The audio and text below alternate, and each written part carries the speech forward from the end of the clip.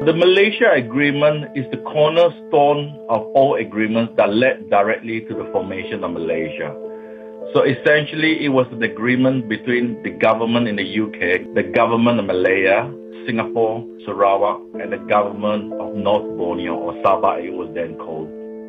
Basically, the agreement states that all these countries who were all formerly ruled by the UK will come together to form a new political entity called the Federation of Malaysia. You have to remember, during the era that we're talking about, Southeast Asia was in the middle of the Cold War. Britain had every intention of setting up a single political entity in this part of the world that was to be pro-Western and basically pro-UK. So they wanted all the colonies to come together, and they saw Tunku Abdul Rahman as the best person to put it together. Tunku Abdul Rahman was a realist, a political realist, and he understood very, very early on that if he were just to merge with Singapore, that would not work because the non-Malay or the Chinese population would be too large.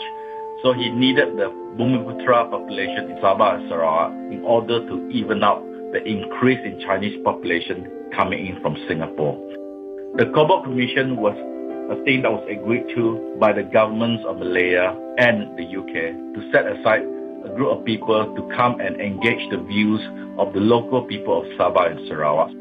From there, we have a thing called the IGC, the Intergovernment Commission, and that was essentially to put the results of the Cobalt Commission and to make sure that all the interests of Sabah and Sarawakians are taken into account, and they will be included in the new Malaysian Constitution that was based on the 1957 Malayan Constitution.